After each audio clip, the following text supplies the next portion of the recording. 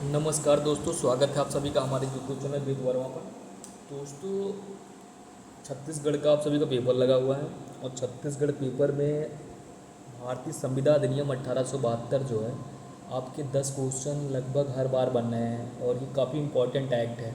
तो अगर इस एक्ट का आपको अगर बहुत सुपर फास्ट तरीके से रिवीजन करवा दिया जाए तो मैं मानता हूँ कि काफ़ी आपको मदद करेगा। और ये सभी का तैयार भी होता है, लेकिन कहीं ना कहीं छोटे एक्टों के चक्कर में हम ये एक्ट नहीं पढ़ पाएंगे। तो इसकी मैं रिवीजन करवाने के लिए मैं एक ऑडियो लेक्चर की तरह आपके समक्ष मैं बना दे रहा हूँ। तो इसमें सबसे पहले हम बात करेंगे इसके हिस्टोरिकल बैकग्राउंड पर। तो भारतीय संविधान अधिनियम अंग्रेजों द्वारा बनाया गया एक कानून था जो 1872 में ब्रिटिश औपनिवेशिक सरकार द्वारा अधिनियमित किया गया था। 2018 में इसमें नवीनतम कुछ संशोधन किया गया है और इसका अधिनियम संख्या जो है 9 है।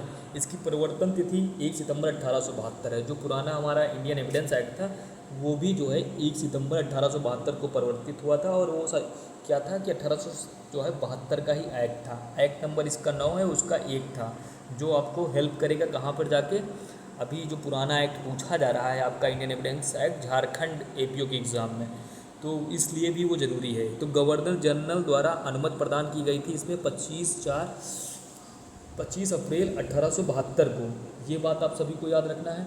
उसके बाद मैं यहाँ पर बात करूँगा कि संविधान अधिनियम एक सिविल विधि है या आपराधिक विधि नहीं, यानी कि लाभ दो तरीके से आपने देखा होगा, एक सिविल एक आपराधिक विधि। तो क्रिमिनल और जो है सिविल दो चीज़ों को आप देख चुके हैं, लेकिन ये कैसा नेचर इसका है तो सिविल विधि का है। इसमें अध्यायों की संख्या 11 है जो पहले थी। अब इसमें शेष 9 अध्याय बचे हैं। 7 और 11 अध्याय इसका निश्चित कर दिया है, यानी माल विक्रय संबंधित जो बातें थी वो माल विक्रय अधिनियम बना दिया गया है। और 11वां चैप्टर जो था जो भागीदारी अधिनियम से संबंधित बना दिया गया है। जो आपका 7वां चैप्टर था वो 76 से 123 तक था। और जो 11वां चैप्टर था जो भागीदारी अधिनियम अब बन गया है उसमें 239 से लेकर 266 तक बात की गई थी। ये भी कई बार पूछ लिया गया है, तो इसलिए ये भी हमें पढ़ने की आवश्यकता थी। इसमें सबसे पहले जो बात की गई है इस नोट्स में, मैंने जो सबसे पहले बात को रखा है तो मोहरी बीबी बनाम धर्मोदास का केस, कलकत्ता कुछ महत्वपूर्ण केस है उसके बारे में हम बात कर लेंगे, क्योंकि हमारे केस रिवाइज इसमें से क्वेश्चन बहुत पूछे जाते हैं। तो मोहरी बीबी बनाम धर्मोदास केस 1903 का है। ये 1903 हमने पीएचडी की इंट्रेंस एग्ज़ाम दिया था लखनऊ यूनिवर्सिटी का, वहाँ पर भी क्वेश्चन पूछा गया कि मोहरी बीबी बनाम धर्मोदास केस किस ईयर का है। तो कब का है? 1903, यानी कि हमको ईयर भी याद करके जाना है केस के। तो के मामले में धारित किया था कि अवयक्ष द्वारा की गई संविदा क्या होती है? शून्य होती है। यह भारतीय संविदा अधिनियम की धारा 11 से संबंधित मामला था। ऐसी संविदा के अधीन किए गए जो ऋण को साम्य के सिद्धांतों के आधार पर पुनः प्राप्त नहीं किया जा सकता था। ये बात कहाँ पे की गई थी? मोहरी बीबी बनाम धर्मोदास केस 1903 का है। फिर एक कर्नल TI मैकपर्सन बनाम AN अपन्ना और अन्य का केस है जो 1951 का है। यह मामला इंडियन कॉन्ट्रैक्ट एक्ट 1872 की धारा 2A(b) से संबंधित है। इस मामले में सुप्रीम कोर्ट ने यह सिद्धांत प्रतिपादित किया था कि किसी न्यूनतम मूल्य पर संविदा को विक्रय करने का कथन प्रस्थापनाएं आमंत्रित करना मात्र है, जो तब तक संविदा का रूप नहीं लेता है जब तक कि प्रस्थापना करने वाले व्यक्ति की अभिव्यक्ति या विवक्षित स्वीकृत उसमें समाविष्ट ना हो। फिर अगला हमारा केस है सत्यव्रत घोष बनाम मंगनी राम भौगड़ एंड कंपनी बनाम AIR 1954 का है। इस मामले को भी बहुत बार पूछा गया कि सत्यव्रत घोष का केस किससे संबंधित है। तो ये कंपनी का मामला भारतीय संविधान अधिनियम 1872 की तरह 56 तथा विफलता के सिद्धांत से ये संबंधित है। ठीक है। फिर ये हम बात करते हैं किशन लाल और अन्य बनाम भंवर लाल AIR 1954 का मामला। ये इंडियन कॉन्ट्रैक्ट एक्ट की धारा 30, 49 एवं 222 से संबंधित है। इस मामले में अवैध उद्देश्य वाली संविदाओं तथा परिणय संविदाओं के प्रवर्तन एवं मालिक के प्राधिकार के अंतर्गत अभिकर्ता द्वारा किए गए कार्यों से उपगत हानि की वसूली के बारे में प्रकाश डाला गया है। इस मामले में उच्चतम न्यायालय ने निम्नलिखित सिद्धांत प्रतिपादित किया था। क्या सिद्धांत प्रतिपादित? कि संविदा भंग की दशा में क्षति सिद्ध हो जाने पर वह व्यक्ति जिससे हानि हुई है उस व्यक्ति से जो संविदा का दोषी है क्षतिपूर्ति प्राप्त करने का हकदार होगा। क्षतिपूर्ति प्राप्त करने का हक तभी उत्पन्न होता है जबकि संविदा भंग होने की दशा में क्रेता या तो बढ़ी हुई दर पर माल खरीदकर संविदा का मूल्य एवं बढ़ी हुई दर के बीच के अंतर को क्षतिपूर्ति के रूप में प्राप्त करने का दावा करे, या संविदा भंग के लिए बाजार मूल्य का पता लगाकर क्षतिपूर्ति का दावा करे। बाजार दर उस स्थान की होनी चाहिए जहाँ पर संविदा का पालन किया गया है। तो ये 3 बातें इसमें मोटी मोटी की गई थी। फिर अगले केस पे अब हम बात न करके डायरेक्ट हम एक्ट पे आते हैं। तो इस एक्ट की पहली धारा जब आप पढ़ेंगे, आप लोग बेयर भी एक बार खोल लीजिए कि बेयर से रिवीजन करोगे तो थोड़ा जल्दी और होगा। तो बेयर में जब आप देखते हो कि इसकी उद्देशिका 2 चीज़ों की बात करती है, संविदाओं से संबंधित वित्त के कतिपय भागों को परिभाषित और संशोधित। तो ये क्या करती है, परिभाषित और संशोधित करने की बात करती है। इसकी पहली धारा जो संक्षिप्त नाम इसकी बात बताती है, ये तो सबको पता है कि इसका नाम जो है भारतीय संविदा अधिनियम 1872 है। विस्तृत नाम किसी भी एक्ट का उसकी उद्देशिका होती है, ये भी आप लोग याद रखिए।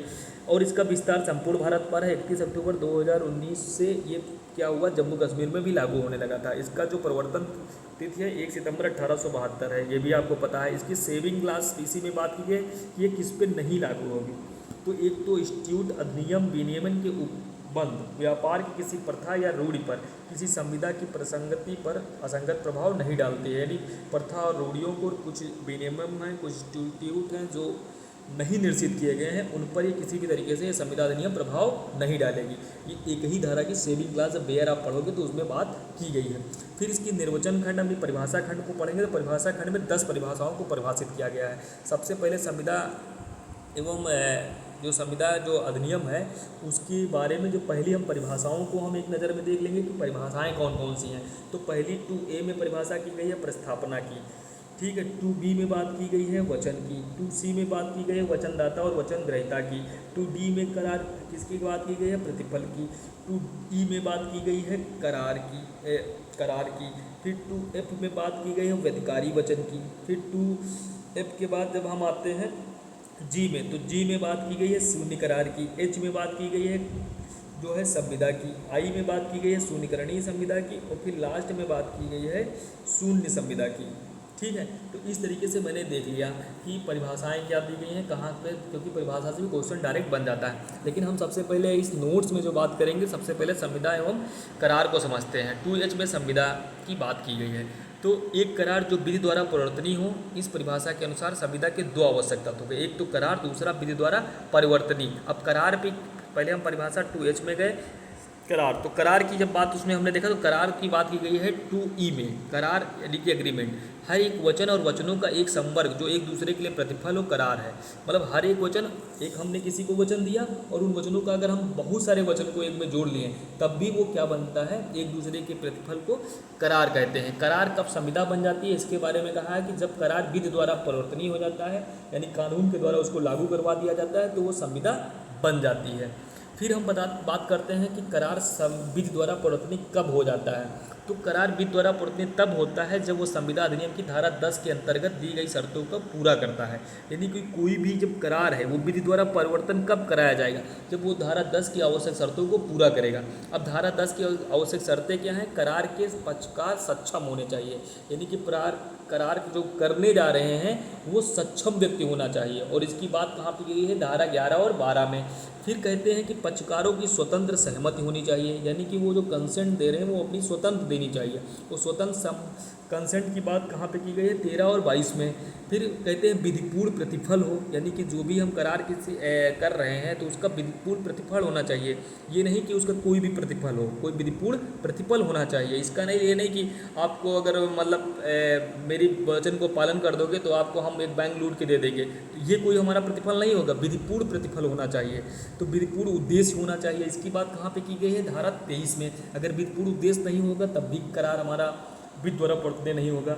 करार अभिव्यक्त रूप से शून्य घोषित न किया गया हो, यानी कि जो भी हम करार कर रहे हैं वो करार ही शून्य न घोषित हो। जैसे हमने आपसे करार कर लिया कि आपकी जो परीक्षा होने वाली है छत्तीसगढ़ दूसरी, उसमें हम आपको नकल करा देंगे, तो एक तरीके से करार तो हो गया, लेकिन करार क्या विधिपूर्ण है, तो ये अभिव्यक्त रूप से शून्य घोषित कर दिया जाएगा। तो ये करार अभिव्यक्त रूप से कहीं भी हम संविदा का पालन आप नहीं करवा सकते हैं। इसकी बात कहाँ पर की गई है, धारा 24 से 30 तक बात की गई है।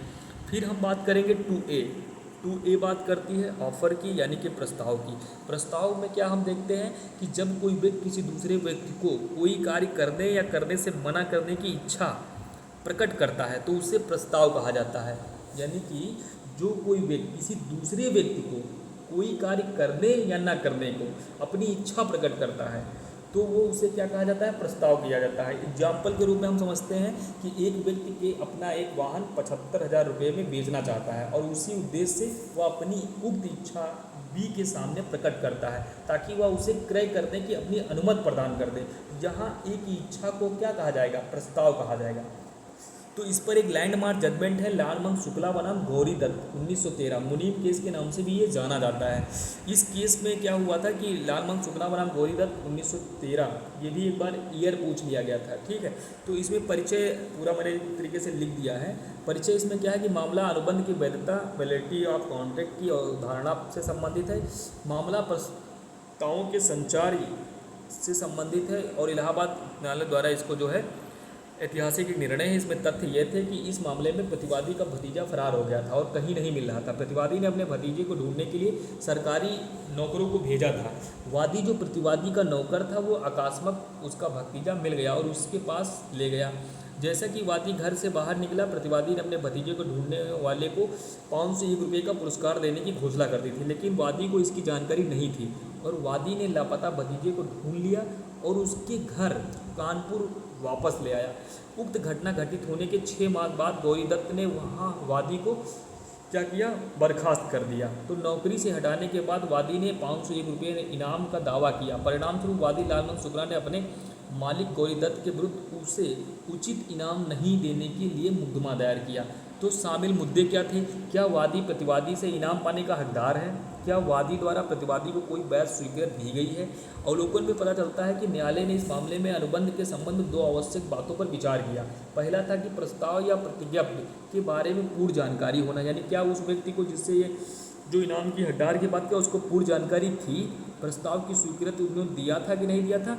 एक वैध अनुबंध के लिए प्रस्ताव के बारे में कुछ जानकारी होनी चाहिए या प्रस्ताव किसे दिया गया और प्रस्तावी को प्रस्ताव पर अपनी सहमति या स्वीकृति देनी होगी। जहाँ तक वर्तमान मामले का सवाल है कि वादी को प्रस्ताव के बारे में कोई जानकारी नहीं थी और उसे प्रस्ताव का कोई स्वीकृति नहीं दी थी, इसलिए इस मामले में वैध अनुबंध की अनिवार्यता अनुपस्थित है। इस प्रकार पक्षकारों के मध्य कोई अनुबंध नहीं है और वादी इनाम पाने का हकदार नहीं है। निष्कर्ष रूप से हम कह सकते हैं कि यदि प्रस्तावकर्ता को प्रस्तावी के बारे में कोई जानकारी नहीं है, वह प्रस्तावकर्ता को प्रस्ताव के बारे में कोई स्वीकृति प्रदान नहीं कर सकता है, कोई अनुबंध नहीं कर सकता है। इसमें हम कुछ बातें हैं जो नोट करके देखते हैं कि वैध अनुबंध की अनिवार्यता क्या है। अधिनियम की धारा 10 निम्नलिखित अनिवार्यता निर्धारित करती है जो एक समझौते को वैध अनुबंध बनाने हेतु आवश्यक है। क्या है, वे स्वतंत्र सहमति से बनाए गए हों, 2 या 2 से अधिक सक्षम पक्षकारों के बीच बनाया गया हो, वैध प्रतिफल हेतु बनाया गया हो, वैध प्रयोजन से बनाया गया हो और स्पष्ट रूप से शून्य घोषित न किया गया हो, तभी वो मान्य होगा।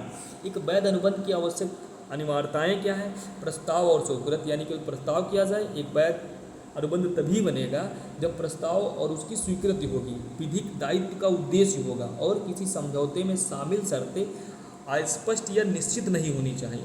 अनिश्चित अगर होंगी तो नहीं लागू करवा सकते। समझौता निष्पादन योग्य होना चाहिए, ऐसा नहीं कि वो निष्पादन योग्य ही न हो, अन्य विधिक औपचारिकताएं पूरी करता हो तो एक वैध अनुबंध बन सकता है। जहाँ तक आप सभी लोगों ने देख लिया, फिर अगली बात हम करेंगे 2B जो धारा हमारी है वचन। वचन यानी कि वादा, प्रॉमिस जो हम लोग करते हैं दूसरे से। जब एक प्रस्ताव को स्वीकार कर लिया तो दूसरे तो वचन बन जाता है। जब एक प्रस्ताव को कोई स्वीकार कर लेता है तो क्या बन जाता है, वचन बन जाता है। इसका एग्जाम्पल देखते हैं। यदि A B को अपनी कार 10 लाख में बेचने का प्रस्ताव करता है और B उस प्रस्ताव को स्वीकार कर लेता है तो वह वचन बन जाता है, ठीक है। 2C में वचनदाता वचनग्रहीता है। वचनदाता वह व्यक्ति होता है जो प्रस्ताव करता है, वचनग्रहीता वो व्यक्ति होता है जो प्रस्ताव को स्वीकार कर लेता है, वचनग्रहीता हो जाता है। फिर हम बात करेंगे 2D में प्रतिफल की। प्रतिफल का मतलब है किसी वचन के बदले में कुछ प्राप्त करना, यानी जो हमने आपसे वचन आपको दिया है उसके बदले में हमको कुछ प्राप्त होना चाहिए, या किसी कार्य समय सही किसी काम को न करने का वादा के रूप में भी हो सकता है। चिनैया बनाम रमैया का वाद है 1882 का, मद्रास का मामला है। के मामले में कहा कि भारत में प्रतिफल के संसर्ग का सिद्धांत लागू नहीं है। मतलब क्या प्रतिफल के संसर्ग का सिद्धांत लागू है, तो इस पर केस पूछा जाता है। तो चिनैया बनाम रमैया का वाद है, इसको देख लेना आप सब।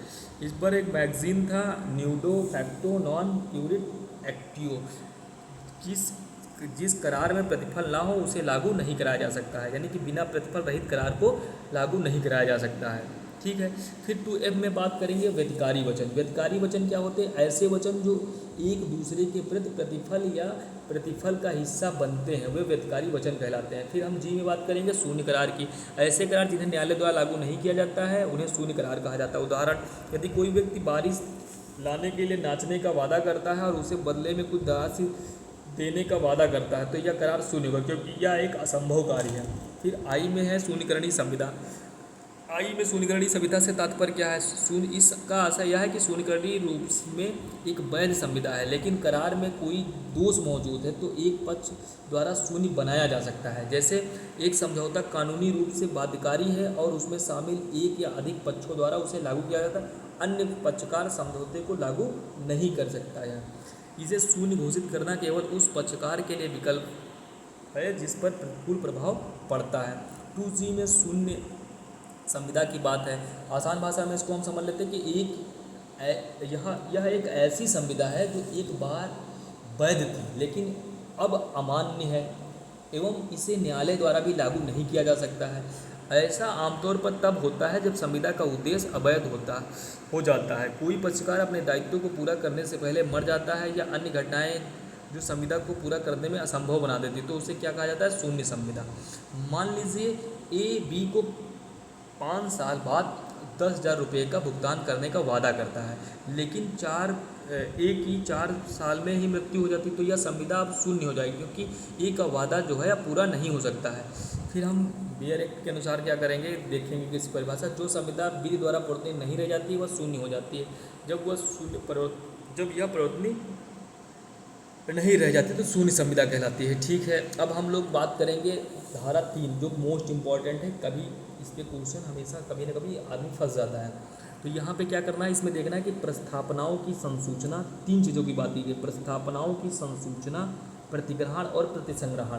प्रस्थापनाओं की सूचना स्वीकृति और निरसन के बारे में। प्रस्तावकर्ता, स्वीकृतकर्ता, निरसनकर्ता द्वारा अपने कार्य या आकार्य लोप से किए गए जाते हैं। इस कार्य या लोप का उद्देश्य प्रस्ताव, स्वीकृति या निरसन की सूचना देना या उसका प्रभाव देना है। उदाहरण के लिए, अगर ए बी को एक पत्र भेजकर एक घर बेचने का प्रस्ताव करता है तो यह प्रस्ताव की संसूचना हो गई।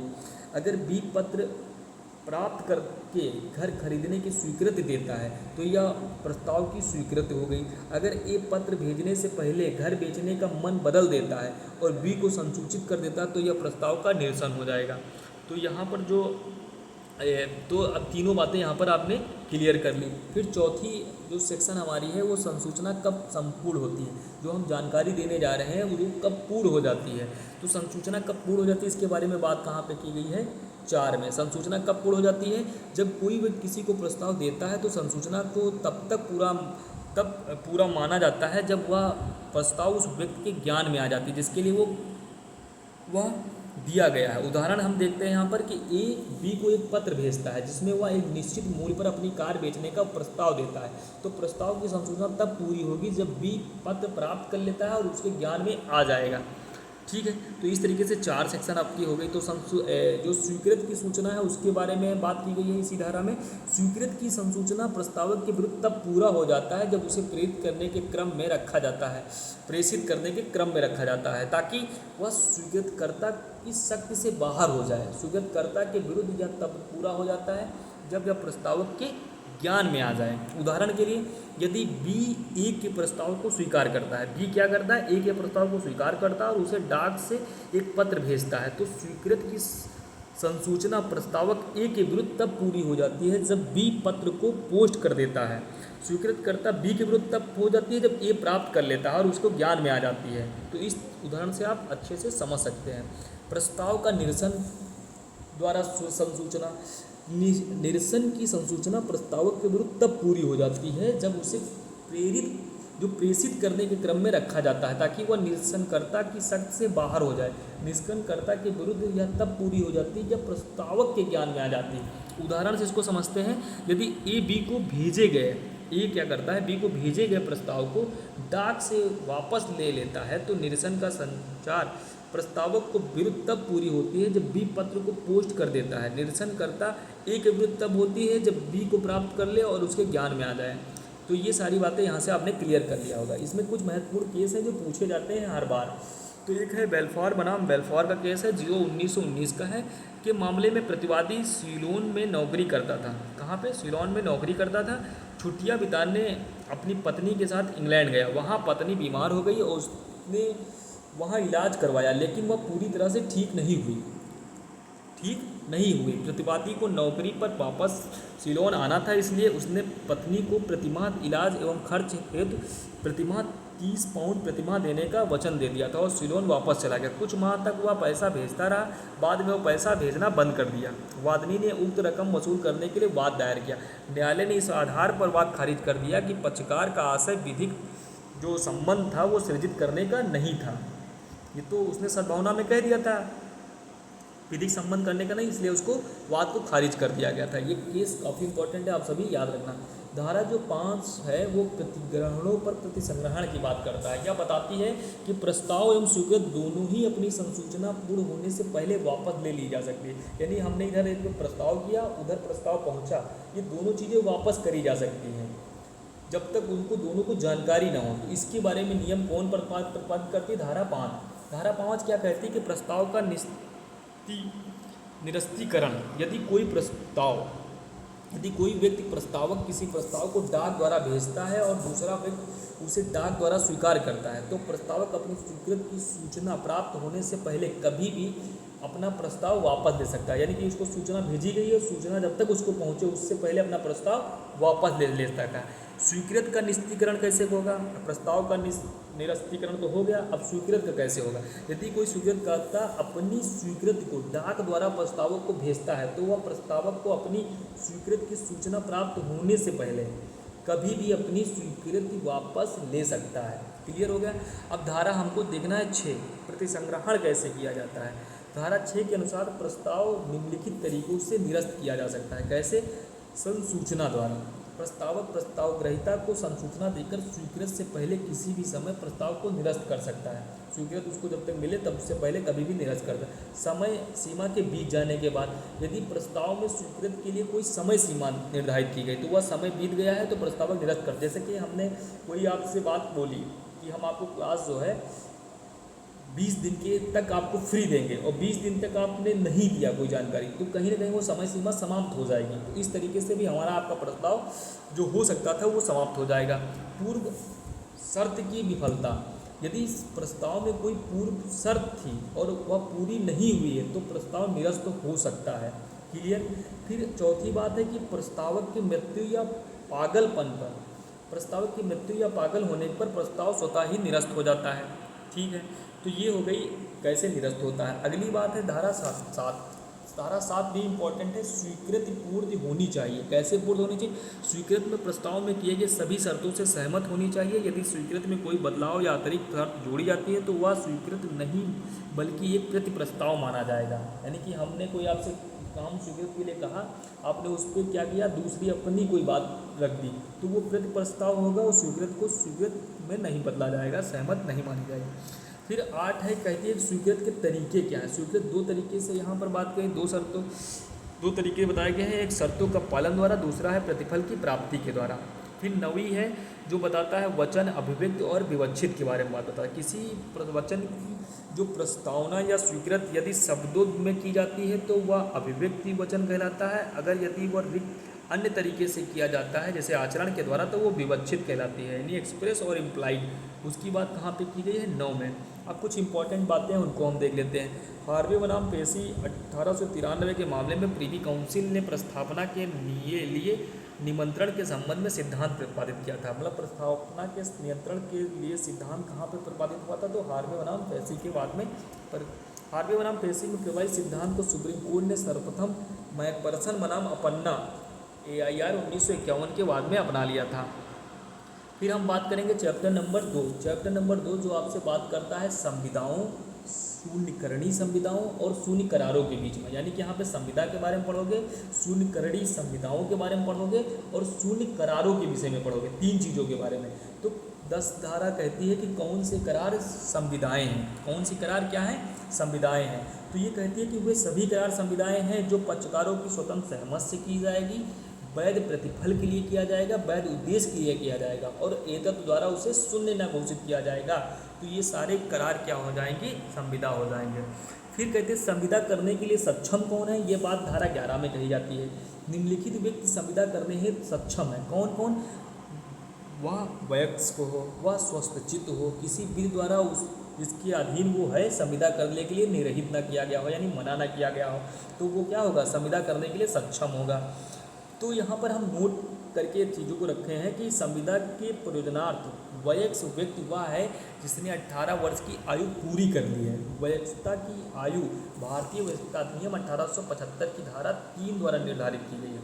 वयस्कता की आयु कहाँ पे? वयस्कता अधिनियम 1872 की धारा 3 द्वारा निर्धारित की गई है। अवयस्क द्वारा की गई संविदा आरंभतः शून्य होती है। ये बात आपको मैंने पहले ही बता दिया था। कहाँ बताई गई थी? मोरी बीवी बनाम धर्मोदास केस में। एक हम केस यहाँ पर देखते हैं कि राजरानी बनाम प्रेम अदीबा का केस है। इस मामले में एक महत्वपूर्ण बात है कि जिसमें फिल्म निर्माता एवं अवयस्क लड़की के बीच संविदा की गई थी। न्यायालय ने इन संविदाओं को अपवर्तनीय माना था, यानी कि अवयस्क द्वारा की गई संविदा प्रारंभतः शून्य होता है। ठीक है, अब हम सेक्शन 12 पे बात करेंगे जो स्वस्थचित्त के बारे में कि स्वस्थचित्त क्या होता है, संविदा करने के प्रयोजन के लिए स्वस्थचित्त क्या होता है। तो स्वस्थचित्त व्यक्ति संविदा करने में सक्षम नहीं होता है क्योंकि वह समझौते की शर्तें एवं परिणामों को पूरी तरह से समझ नहीं सकता है। एक व्यक्ति जो प्रायः विकृचित रहता है, ठीक है, किंतु कभी कभी वो स्वस्थचित्त हो जाता है, तो वो स्वस्थचित्त रहने के दौरान संविदा कर सकता है। एक व्यक्ति पूरी तरीके से विकृचित है, जब वो ठीक होता है तो संविदा कर सकता है, जब नहीं ठीक है तो नहीं कर सकता है। ये बात यहाँ पर कभी कभी एग्जाम्पल में आता है तो वहाँ पे क्वेश्चन गलत हो जाता है। दृष्टांत हम देखते हैं कि पागल खाने का एक रोगी जो अंतरालों में स्वस्थचित्त हो जाता है, उसके अंतरालों के दौरान वो संविदा कर सकता है। यानी एक पागल है, पागल खाने में वो ठीक हो गया तो संविदा कर सकता है, ठीक नहीं तो संविदा नहीं कर सकता। ये बात कहाँ पे की गई है? 12 में। 13 हमसे कहती है सम्मत। ये भी हमसे परिभाषा पूछी जाती है कि परिभाषा सहमत की कहाँ, तो हमने परिभाषा सारी 2 में पढ़ी है, लेकिन इसकी अलग से परिभाषा 13 में दी गई है। सम्मति की, फ्री कंसेंट के बारे में बात की गई है। जब 2 या 2 से अधिक व्यक्ति एक ही तरह से सहमत होते हैं, एक ही तरह से एक ही बात पर, तो कहा जाता है कि उन्हें सहमत दे दी है। यानी कि इसे ज़रूरी है कंसेंट आइडियम की यहाँ पर मतलब एक रेडिंग होती है जो बात करती है कि इसके संबंधित एक केस है बाला देवी बनाम शांति मंजूमदार का, AIR 1956 केस है। इस मामले में एक अशिक्षित स्त्री द्वारा अपनी भतीजे के पक्ष में एक विलेख इस समझ के साथ लिखा जाता है कि वह विलेख भूमि के प्रबंधन के संबंध में, लेकिन वस्तुतः वह विलेख एक दान पत्र था। उस स्त्री का आशय दान पत्र निष्पादित करने का कभी नहीं रहा था और ना ही वह विलेख उसे पढ़कर सुनाया या समझाया गया। न्यायालय ने इसे अपरिवर्तनीय माना क्योंकि उस विलेख पर दोनों पक्षकारों की जो समझ में भिन्नता थी, दोनों एक ही बात पर एक ही भाव में सहमत नहीं हुए थे। यानी कि जो बात हम जिस इरादे से कोई हम संविदा कर रहे हैं वही हमारा इरादा होना चाहिए। अगर कोई विपरीत है तो हम वो क्या है, वो नहीं लागू होगा हम पर। अब हम बात करेंगे धारा 14 पे। धारा 14 बात करती है स्वतंत्र सहमत से। तो स्वतंत्र सहमत कब कही जाएगी? जब वो धारा 15 के अधीन प्रपीड़न द्वारा नकारित हो, जब वो धारा 16 के अधीन असमय कसर द्वारा नकारित हो, धारा 17 के द्वारा कपट ना हो, धारा 18 के द्वारा दुर्पदेशन न हो। ये याद करना है, ये कई बार मैचिंग के लिए पूछ लिया जाता है कि धारा 15 में क्या है तो प्रपीड़न, धारा 16 में क्या है असमय कसर, धारा 17 में क्या है कपट, धारा 18 में क्या है दुर्पदेशन। तो और भूल की बात की गई है 9, जो आप 20 और 21 में पढ़ेंगे। तो स्वतंत्र सहमत में प्रपीड़न, असमय, कपट और दुर्व्यसन या भूल तो स्वतंत्र सहमत में शामिल नहीं है। स्वतंत्र सहमत में शामिल नहीं होना चाहिए। एक केस इस पर है देवनंद बनाम कोटे। ये इंपॉर्टेंट केस है, 1983 का है। इस मामले में इलाहाबाद उच्चतम न्यायालय द्वारा यह निर्धारित किया गया था कि जो प्रपीड़न, असमयक असर, कपट, दुरुपदेशन या भूल के अधीन दी गई है, सम्मत दूषित होने से ऐसी संविदा शून्यकरणीय होती है। ठीक है, यानी कि कपट किया जाएगा समय, तो ये सब क्या होगा, ये संविदा को सम्मत को दूषित कर दी, इसलिए संविदा क्या होगी शून्यकरणीय होगा। शून्यकरणीय को आप सभी पढ़ के आए हो कहाँ पर, एच के बाद आई में पढ़ के आए हो, ठीक है, याद रखना ये भी, क्योंकि परिभाषा खंड भी हमको हमेशा याद रखना है। प्रपीड़न की बात कहाँ पे की? प्रपीड़न की बात की गई है जो है भारतीय न्याय अधिनियम, भारतीय न्याय संहिता पूर्व में आईपीसी द्वारा निषिद्ध कोई कार्य करना जिसमें धमकी देना या किसी सम्मत को रोकना या रोकने की धमकी देना। इस पर एक केस है जो अमीराजू बनाम सेसम्मा का केस है कि मामले में एक व्यक्ति अपनी पत्नी एवं लड़के को यह धमकी दी कि यदि वे उसके पक्ष में एक नियुक्त पत्र का निष्पादन नहीं करते हैं तो आत्महत्या कर लेगा। इसे प्रपीड़न माना गया।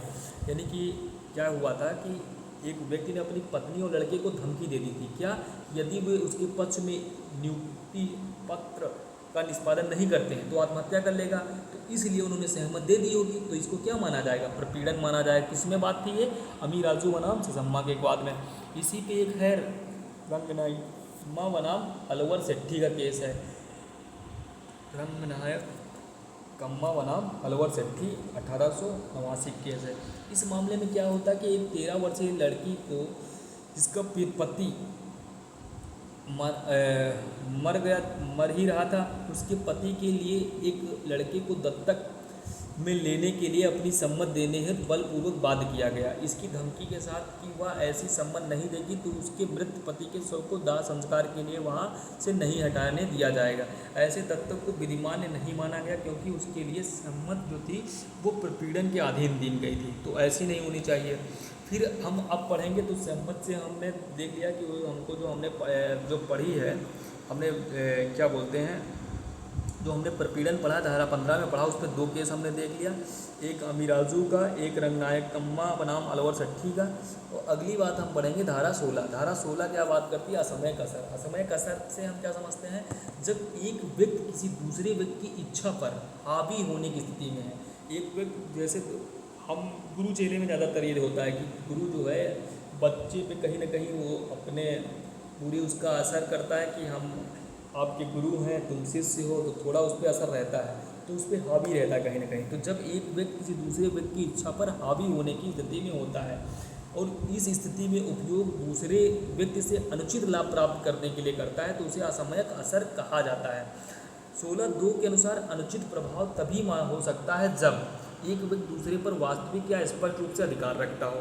जैसे गुरु शिष्य का संबंध है, वह दूसरे के साथ क्या है, जैसे गुरु चेले के संबंध है, वैसे जो तुम देखते होगे जो आध्यात्मिक गुरु होते हैं उनका भी असर रहता है, तो बाबा लोगों का, तो वह दूसरे के साथ पर्यायी संबंध में हो, वह किसी ऐसे व्यक्ति के साथ संविदा करता है जिसका मानसिक क्षमता प्रभावित हो सकता है तो माना जाएगा। इसमें एक वाद है हबीब खां बनाम वलसूना देवी का केस है। इस केस में क्या होता है कि मान लीजिए एक डॉक्टर एक व्यक्ति जो बीमार है के साथ असमय कसर का प्रयोग करके उसके संपत्ति का सौदा करता है। यदि व्यक्ति असमय कसर में था वह संविदा रद्द कर दिया जाएगा। ठीक है, ये हबीब खां बनाम वलसूना देवी के केस में बताया गया था। फिर धारा जो 17 है उसमें कपट की बात की गई है। कपट की बात कहाँ पे की गई है? धारा 17 में किसी व्यक्ति के धोखा देने के इरादे से किए किसी तथ्य के झूठे बयान, तथ्य को छिपाना, बिना इरादे से किया गया वादा या धोखा देने की नियत से कोई कार्य या कानून द्वारा धोखाधड़ी घोषित की गई किसी कार्य को करना कपट है। हिमाचल प्रदेश इलाहाबाद बोर्ड बनाम औलिया का केस है जिसमें डेयरी बनाम पीक के केस मामले में न्यायमूर्ति हेनेल द्वारा कपट की परिभाषा दी गई थी कि जब कोई व्यक्ति किसी ऐसी बात के सत्य होने का कथन करता है जिसके सत्य होने के बारे में उसका विश्वास नहीं है। क्या मौन रहना कपट है? तो स्मिथ बनाम ह्यूज के केस में बताया गया कि मामले में कहा गया कि जहां विक्रेता पर विक्रय संबंधित प्रत्येक बात को प्रकट करने का विधिक अधिकार है वहां मौन रहना कपट माना जाएगा। उदाहरण है कि ए बी को एक घोड़ा बेचता है जो बीमार है। ए जानता है कि घोड़ा बीमार है लेकिन वह बी को यह नहीं बताता है। यहाँ ए की धोखाधड़ी नहीं है क्योंकि ए को बोलने का कोई कर्तव्य नहीं है। एक उदाहरण और देखते हैं, यदि बी ए से पूछता है कि घोड़ा बीमार है या नहीं है, ए कुछ नहीं बोलता, तब ए की चुप्पी बोलने के बराबर है एवं धोखाधड़ी माना जाएगा। जब पूछे ना पूछे, इसमें क्वेश्चन गलत हो जाता है, थोड़ा याद रखना है आप सभी को। धारा 18 क्या कहती है? दुरुपदेशन। दुरुपदेशन के बारे में किसी भी व्यक्ति द्वारा किसी बात का मिथ्या कथन या जानते हुए करना कि वो सत्य वह सत्य है। द्रुपदेशन करना, मिथ्या द्रुपदेशन में प्रवंचना करने अर्थात धोखा देने का आशय नहीं होता है। जैसे उदाहरण देखते हैं कि ए ने बी से एक घोड़ी खरीदी और विक्रय के पूर्व बी ने ए से कहा कि घोड़ी स्वस्थ है, जबकि वह स्वस्थ नहीं थी, यद्यपि वह उसे निश्चित रूप से स्वस्थ समझता था। यह द्रुपदेशन है और ए के विकल्प पर शून्यकरणी है। केस ला इस पर है नीरुद्दीन बनाम उमेराव बीबी। इस मामले में एक विक्रय विलेख को इस आधार पर चुनौती दी गई थी कि वह कपट एवं द्रुपदेशन के अधीन निष्पादित किया गया था। संपत्ति विक्रेता एक नेत्रहीन व्यक्ति था, उसे पर्याप्त प्रतिफल भी नहीं दिया गया था। संपत्ति का कब्जा भी विक्रेता को अंतरित नहीं हुआ था। न्यायालय द्वारा ऐसे विक्रय को विलेख को अपात्र घोषित कर दिया गया था। फिर धारा हम 20 पढ़ेंगे, जिसमें मिस्टेक की बारे में बात है, यानी भूल के बारे में। जब किसी करार के दोनों पक्षकार ऐसी तथ्य की बात के बारे में जो करार के लिए महत्वपूर्ण है भूल में हो, करार शून्य होगा। भूल दो प्रकार की, एक तथ्य की, एक विधि की भूल। इसकी बात आपने जो हमारी इंडियन पेनल कोड थी उसकी 79 और 76 में भी आपने पढ़ा होगा। तो तथ्य की भूल जो है एक पक्षकार की भूल और दोनों पक्षकार की भूल। और विधि की भूल में क्या होता है कि देश की साधारण विधि के संबंध में भूल, विदेशी विधि के संबंध में भूल या व्यक्तिगत अधिकारों के संबंध में भूल, तो ये विधि की भूल होंगी। अगर देश की विधि के बारे में भूल करते हो तो विधि की भूल है, विदेशी विधि के बारे में संबंध में भूल करते तो ये भी व्यक्तिगत अधिकारों तो ये। तो एक तरीके से धारा 20 के अधीन करार के शून्य होने की शर्तें क्या है कि ये दोनों पक्षकार द्वारा भूल की गई हो। क्या हो? दोनों पक्षकारों द्वारा भूल की गई और भूल किसी तथ्य के बारे में हो। वह तथ्य करार के लिए महत्वपूर्ण है। नोट यहाँ पर आपको देखना है कि एक पक्षीय भूल के कारण संविदा शून्य नहीं होती है। रेफिल्स बनाम बिगिल हाउस का केस है 1864 का। इस मामले में बंदरगाह पर कुछ समय आगे पीछे आने वाले एक ही नाव के दो जहाज़ों में रुई आने वाली थी। रुई के एक क्रेता ने पहले आने वाले जहाज़ की रुई का क्रय करने के लिए उसके स्वामी से संविदा की थी, जबकि रुई के स्वामी के मन में सौदा करते समय दूसरे जहाज़ से आने वाली रुई का विक्रय करने की बात थी, जिसकी किस्मत पहले जहाज़ की रुई की जिसकी किस्म पहले जहाज़ की रुई की किस्म से अलग थी। यह धारित किया गया कि विषय वस्तु की पहचान के बारे में दोनों पक्षों में भूल के कारण संविदा क्या थी? शून्य थी। धारा 21 है जो बात करती है यदि कोई व्यक्ति संविदा करने से पहले भारत में लागू किसी कानून के बारे में गलती करता है तो यह संविदा को शून्यकरणीय नहीं बनाती है। धारा 22 बात करती है कि एक पक्षकार की भूल का प्रभाव है। उसमें देखो 20 में दोनों पक्षकार भूल हैं, 22 में क्या है? एक पक्षकार की भूल है। 21 में है जो विदेशी विधि की भूल के बारे में है, जो विधि की भूल है। तो 22 हम देखते हैं कि एक पक्षकार की भूल का प्रभाव क्या होगा। किसी संविदा को केवल इसलिए शून्य नहीं माना जाएगा कि एक पक्ष ने किसी तथ्य के बारे में गलतफहमी की है। ठीक है। और विखंडन की संविधाएं हम पढ़ते हैं 19 ए। 19 रद्द करने योग्य संविदा की बात करता है कि यदि किसी संविदा के लिए सहमत से ली गई है, किसके? प्रपीड़न द्वारा, कपट द्वारा, दुपदेशन द्वारा ली गई है, तो पीड़ित पक्षकार संविदा को शून्यकरणी कराने का अधिकार होगा। यानी कि प्रपीड़न, कपट, दुपदेशन का अगर शून्यकरणी करा सकते हो तो धारा 19 के अंतर्गत। अपवाद यही है कि यदि पीड़ित पक्षकार सच्चाई का पता लगा सकता था तथा मामूली तत्परता से संविदा पता लगा था तो शून्यकरणी नहीं होगी। 19 ए है असामयिक असर के लिए। असामयिक असर से उत्पन्न संविदा को अपास्त करने की शक्ति। जब किसी करार के लिए सहमत असामयिक असर से प्राप्त की जाती तो उस पक्षकार के विकल्प पर शून्यकरणी हो जाएगी जिसकी सहमत से ऐसा किया गया है। संविदा को या तो पूरी तरह से किया जा सकता है या यदि प्रभावित पक्षकार को संविदा के तहत लाभ प्राप्त हुआ है तो न्यायालय ऐसे नियम या शर्तें लगा सकता है जिन्हें उचित माना जाता है। दृष्टांत बी, इसमें क्या कहता है कि एक साहूकार ए एक कृषक बी को 100 रुपया उधार देता है और असामयिक असर से बी को 6% मासिक ब्याज दर पर 200 रुपये का एक बंधन पत्र निष्पादित करने का उत्प्रेरित करता है। न्यायालय ऐसे व्याज सहित जो न्यायसंगत प्रतीत हो 100 रुपये के प्रतिसंदाय का आदेश ठाकुर देते हुए बंधन पत्र अपास कर सकेगा। वाद है श्रीमती कुजी बनाम माखन सिंह AIR 1973। फिर अगली हम बात करेंगे उद्देश्य की विधिपूर्णता। सेक्शन आपको 23, आप सभी थोड़ा बेयर भी निकाल लें। बेयर में आप सेक्शन 23 को जब देखेंगे, सेक्शन 23 काफ़ी इम्पोर्टेंट है, जो लोकनीति के सिद्धांत को भी प्रतिपादित करती है, जो है पारी डिलेक्टो का सिद्धांत भी प्रतिपादित करती है ये। तो धारा 23 क्या कहती है कि कौन से प्रतिफल और उद्देश्य विधिपूर्ण हैं और कौन से नहीं। तो इसमें बात की गई निम्नलिखित दशाओं में से प्रत्येक दशा में करार का प्रतिफल या उद्देश्य विधिपूर्ण नहीं होगा। मतलब प्रत्येक दशा में ये बात क्या करती है, करार का प्रतिफल या उद्देश्य विधिपूर्ण है सिवाय जबकि वह विधि द्वारा निषिद्ध हो अथवा यदि ऐसी प्रकृति का हो, यदि वह अनुज्ञात किया जाए तो वह किसी विधि के उपबंधों को विफल कर देगा।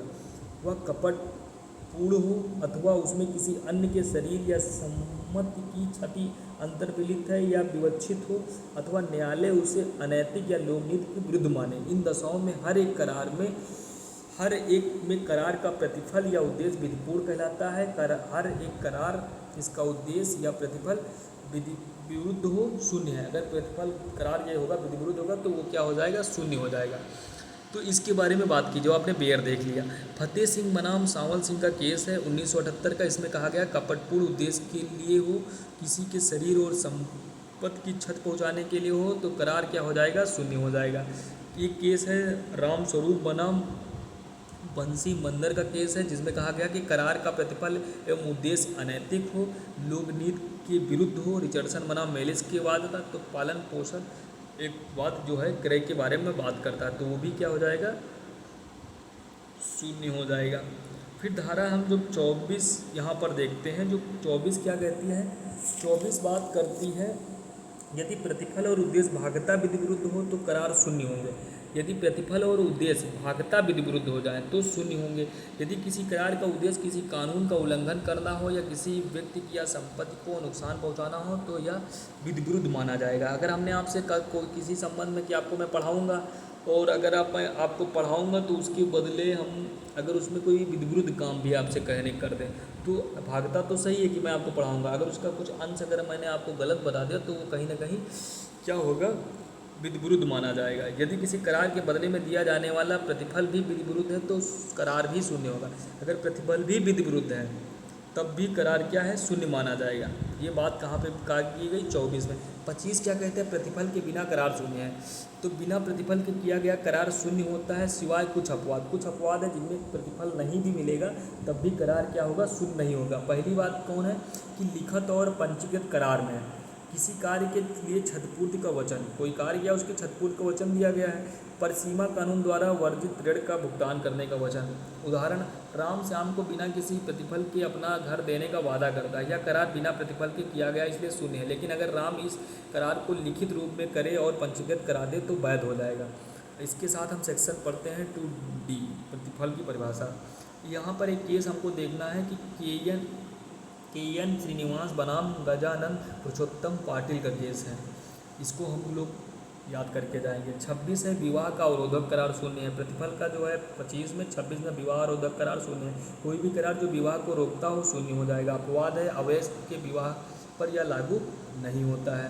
धारा 27 में क्या कहा जाता है, व्यापार अवरोधक करार। 26 विवाह, 27 जो है व्यापार अवरोधक करार। कोई भी व्यक्ति किसी कारोबार की जो गुडविल है यानी ख्याति है बेचता है और क्रेता से क्या करार करे कि वह कारोबार की गुडविल का प्रयोग उस सीमा में नहीं करेगा जहां क्रेता उस गुडविल का प्रयोग कर विक्रय कर रहा था, जब तक कि क्रेता या उसका उत्तराधिकारी उस कारोबार को करता है, विधिमान होगा।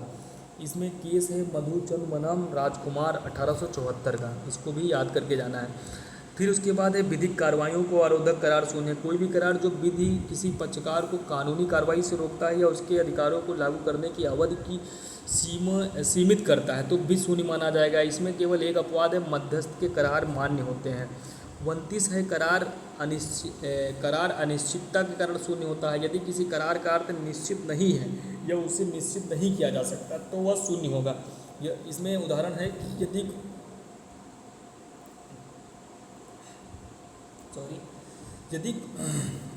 यदि कोई व्यक्ति एक बार थोड़ा पानी पी लें। यदि कोई व्यक्ति किसी अन्य व्यक्ति को 100 टन तेल बेचने के लिए सहमत होता है, लेकिन यह स्पष्ट नहीं कि तेल कौन सा है, तो यह करार अनिश्चितता कारण शून्य हो जाएगा। 30 है पदम करार के बारे में। पदम करार यानी सट्टा के बारे में, जिसे लॉटरी का भी सेक्शन के रूप में जाना जाता है। अभिप्राय है कि दो पक्षकार एक भविष्यकालीन अनिश्चित घटना के बारे में विभिन्न मत रखते हुए आपस में तय करते हैं कि उस घटना का निश्चयीकरण हो जाने पर एक पक्षकार दूसरे पक्षकार को कुछ धन या कोई अन्य वस्तु देगा, तो ये पदम करार के कारण क्या हो जाएगा, शून्य होगा। इस पर एक केस है घेरूलाल बनाम महादेव का। ये बीएनएस की सेक्शन जो है 279 आईपीसी की 294 पर लागू नहीं होता है। पदम संविदा की आवश्यक तत्व क्या है? अनिश्चित घटना होनी चाहिए, पारस्परिक लाभ या हानि की संभावना, घटना किसी नियंत्रण में ना हो और जीतने या हारने का धन या वस्तु के अतिरिक्त कोई अन्य हित ना हो। फिर बात हम करेंगे धारा 31 की, जो चैप्टर नंबर हमारा जो शुरुआत होता है चैप्टर हमारा 3 शुरू होता है, जो 31 से 36 तक बात करता है, जो समासित संविदा के विषय में है। तो समासित संविदा में सबसे पहले हम 31 धारा पढ़ेंगे, समासित संविदा की परिभाषा। समासित संविदा वह संविदा है जो किसी घटना के घटने या न होने पर निर्भर करती है। उदाहरण देखते हैं कि यदि ए बी को 10,000 रुपये देने का वादा करता है, यदि बी का घर जल जाता है तो यह एक समाश्रित संविदा हो जाती है। यह संविदा तब तक लागू नहीं होगी जब तक बी का घर जल जाए। तो फर्स्ट बनाम नाइट का इस पर केस है, हेमनल बनाम डार्विन का केस है, जो इम्पोर्टेंट केस है, इनको पढ़ के जाना है आप सभी को, ठीक है। फिर हम बात करेंगे 32 से 36 से समाश्रित संविदाएँ। 32 में क्या है, समाश्रित संविदा का प्रवर्तन, कि कब वो लागू होगी। तो यहाँ पे 32 जब आप पढ़ोगे, उसकी हेडिंग जब बेयर में देखोगे तो वहाँ पे बात की गई कि ऐसी संविदाओं का परिवर्तन जो किसी घटना के घटित होने पर समाश्रित हो, किसी घटना के होने पर। तो यहाँ क्या बात की गई है कि उन समाश्रित संविदाओं का परिवर्तन जो किसी निश्चित भावी घटना के घटित होने पर किसी बात को करने या न करने के लिए हो, विधि द्वारा नहीं कराया जा सकता यदि और जब वह घटना घटित ना हो गई हो। यदि वह घटना असंभव हो जाती तो ऐसी संविदाएँ क्या हो जाएंगी, शून्य हो जाएंगी। तो इस पर उदाहरण जो बात की गई कि ए यह संविदा करता है कि जब ग से खा क्या कर लेगा, विवाह कर लेगा, तो बी को ए एक नियत धनराशि देगा। बी से विवाह हुए बिना ग मर जाती है तो संविदा ये क्या हो जाएगी, शून्य हो जाएगी। यानी कि निश्चित घटना घटित होने पर ही वो लागू करा, लेकिन वो घटना ही नहीं अब हो सकती है, तो ये क्या हो जाएगी, ये शून्य हो जाएगी। तो घटना पर जो आधारित है वो है 32। फिर हम 33 पढ़ेंगे, किसी घटना के ना होने पर वर्तन, या मतलब घटना घटेगी और ये ना होने पर। जैसे इसमें क्या होता है कि ये करार करता है कि यदि अमुक पोत वापस ना आए तो वह बी को एक धनराशि देगा। वह पोत जहाज डूब जाता है, संविदा का परिवर्तन पोत के डूब जाने पर कराया जा सकता है, ठीक है। यानी कि वो घटना न होने पर परिवर्तन कराई जा सकती है, ठीक है। भविष्य के कार्यों पर संविदा की बात कहाँ पे की गई है, 34 में। तो भविष्य के यहाँ पे बात की गई कि यदि किसी संविदा में किसी व्यक्ति में के भविष्य के कार्यों पर निर्भर किया गया है, वह व्यक्ति ऐसा कुछ करता है जिससे वह कार्य असंभव हो जाता है। जैसे फर्स्ट बनाम नाइट का केस है के मामले में प्रतिवादी ने वचन दिया कि पिता की मृत्यु के बाद वो वादी से शादी कर लेगा। उसके पिता अभी जीवित ही थे, उसने किसी दूसरी स्त्री से शादी कर लिया। निर्णय दिया गया कि इससे उत्पन्न उसकी वादी से शादी करना असंभव हो गया, इसलिए वादी संविदा भंग का वाद क्या कर सकती है, ला सकती है। फिर हम बात करेंगे समय सीमा। समय सीमा की बात 35 में की गई, असंभव घटना की बात 36 में की गई है। समय सीमा की 35 में, जब किसी घटना का निश्चित समय के भीतर घटित होना एक शर्त हो। यदि घटना समय सीमा के भीतर घटित हो जाती है तो संविदा लागू हो जाती है, लेकिन यह घटना अगर अनिश्चित समय में ना होकर असंभव हो जाए तो संविदा शून्य हो जाएगी। जैसे जहाज वाला दृष्टांत आप देख सकते हैं। असंभव घटना, यदि कोई समाश्रित करार किसी असंभव घटना निर्भर हो तो वो शून्य हो जाती है। यह दृष्टांत है कि ए करार करता है कि यदि एक किसी स्त्री गा से विवाह कर लेता है तो वह खा को 1000 रुपया देगा। करार के समय वो मर चुकी थी, तो ये क्या हो गया, असंभव हो गई। तो ये असंभव घटना की बात कहाँ पे की गई है, 36 में। यानी कि 31 में परिभाषा दी गई है, 32 में समाश्रित संविदा के प्रवर्तन के बारे में है, किसी घटना के ना होने के बारे में 33 में है, भविष्य वाले की बात 34 में है, समय सीमा की बात 35 में है और 36 में असंभव घटना की बात। तो इस तरीके से ये चैप्टर क्या होता है, समाप्त होता है। हमारा अगला चैप्टर है जिसमें इंपॉर्टेंट धारा ही हमको पढ़ना है, जो चैप्टर नंबर 4 है। चैप्टर नंबर 4 जो बात करेगी 37 से 67 तक। 37 क्या कहती है कि संविदा के सभी पक्षकारों को संविदा के अपने हिस्से को पूरा करना होगा या पूरा करने की कोशिश करनी होगी। संविदा के सभी पक्षकारों को बाध्यता के बारे में बात करती है धारा 37 कि संविदा के सभी पक्षकारों को संविदा के अपने हिस्से को पूरा करना होगा या पूरा करने की कोशिश करनी होगी, जब तक कि ऐसा करने से उन्हें क्या अधिनियम या किसी अन्य कानून में छूट न प्रदान कर दी गई। यानी संविदा जब किया तो उसको भाई करना ही पड़ेगा। बाध्यता के बारे में है 37 में। इस पर जब आप बैर उठाओगे तो उस पर एक एग्जाम्पल है, जो बी वाला एग्जाम्पल आप पढ़ के जाना। ये पूछा जाता है, कहा जाता है कि ए अमुक कीमत पर अमुक दिन तक खा के लिए एक रंगचित बनाने का वचन देता है। ए उस दिन से पहले मर जाती है या संविदा के प्रतिनिधियों द्वारा या बी द्वारा प्रतिनिधित्व नहीं कराई जा सकती है। ठीक है, तो इसी में ये आपको पढ़ के जाना है। क्या आप ये पूरा करवा सकते हो, तो ये बाध्यता कहाँ करवा सकते हो आप, क्योंकि वो मर ही गई और चित्र एक ही व्यक्ति की, वो उसकी विशेष उसके पास वो कला होती है बनाने की। 38 में बात की गई है निष्पादन का प्रभाव, यानी पालन की प्रस्थापना प्रतिग्रहित करने से इनकार का प्रभाव क्या होगा। अगर कोई पालन की जो प्रस्थापना होगी उसको प्रतिग्रहित करने से इनकार करता है तो उसका प्रभाव कहाँ पे 38 ने बताई गई। यदि वचनदाता ने वचनग्रहीता के समक्ष निष्पादन का प्रस्ताव रखा है और वचनग्रहीता ने उसे स्वीकार नहीं किया है तो वचनदाता निष्पादन के लिए उत्तरदायी नहीं होगा और ना ही वह संविदा के अधीन अपने अधिकार को खोएगा। ये बात 38 में की गई। 39 है, वो कहती है वचन का पूर्णतः पालन करने से पक्षकार का इनकार का प्रभाव क्या होगा। ये अग्रिम उल्लंघन की बात की गई है 39 में। यदि संविदा का एक पक्षकार वचन को पूरा करने से इनकार कर देता है या स्वयं को ऐसा करने के लिए अक्षम बना देता तो वचन लेने वाला संविदा को समाप्त कर सकता है। तो वचन जो ले रहा था वो क्या कर सकता है, संविदा को समाप्त कर सकता है। फिर हमको जो धारा 40 से और 45 तक पढ़ना है, संविदा का पालन किसे करना होगा। तो धारा 40 कहती है वह व्यक्ति जिसे वचन का पालन करना है, जिसे वचन का पालन करना है उसी को संविदा का पालन करना है। तो संविदा का पालन मूल रूप से दायित्व वचनदाता का होता है, किंतु कुछ मामलों में वचनदाता या उसका प्रतिनिधि भी किसी अन्य सक्षम व्यक्ति को वचन का पालन कराने हेतु नियुक्त कर सकता है। ये बात करती है धारा 40। 41 क्या बात करती है कि अन्य व्यक्ति से पालन प्रतिग्रहित करने का प्रभाव। अगर अन्य व्यक्ति वचन पालन करने का देगा नहीं थर्ड पार्टी का, तो वो बात कहाँ पे की गई 41। यदि वचन ग्रहीता किसी तीसरे व्यक्ति से वचन का पालन स्वीकार करता है तो वह बाद में वचन करने वाले के विरुद्ध उससे लागू नहीं कर सकती है। ये बात 41 में की गई है। 42 क्या कहती है कि संयुक्त दायित्वों का न्यायगमन। तो ये जो जॉइंट लायबिलिटीज़ की बात करता है। यदि 2 या 2 से अधिक व्यक्ति मिलकर कोई वचन देते हैं तो जीवित रहने तक सभी संयुक्त रूप से उत्तरदायी होते हैं। यदि किसी की मृत्यु हो जाती है तो उसके विधिक परिणति जीवित लोगों के साथ मिलकर दायित्व को पूरा करने हेतु उत्तरदायी हैं। ठीक है, फिर 43 बात करती जब 2 या 2 से अधिक व्यक्ति संयुक्त रूप से कोई वचन करते हैं तब क्या होगा। तो कहा जाता है कि जब 2 या 2 से अधिक व्यक्ति संयुक्त रूप से वचन करते हैं तो वचन करने वाले वचन ग्रहीता उन संयुक्त वचन करने वालों में से किसी एक या अधिक को भी वचन करने के लिए बाध्य करा सकता है। अगर बहुत सारे लोग हैं तो एक से भी हम करवा सकते हैं, बाध्य करवा सकते हैं। इसके बारे में 43 में बात की गई। 44 है संयुक्त दायित्व में। 44 कहती है कि 44 के जब आप हेडिंग जब जाके देखोगे वहाँ पर जो बेयर में बात की गई संयुक्त वचनदाताओं में से एक की निर्मुक्ति का प्रभाव। अगर एक को हम मुक्त कर देते हैं तो क्या प्रभाव होता है। तो कहती है कि भले ही वचन ग्रहीता एक संयुक्त वचनदाता को मुक्त कर देता है लेकिन अन्य संयुक्त वचनदाता अपने वचन को पूरा करने के लिए अभी भी बाध्य रहेंगे।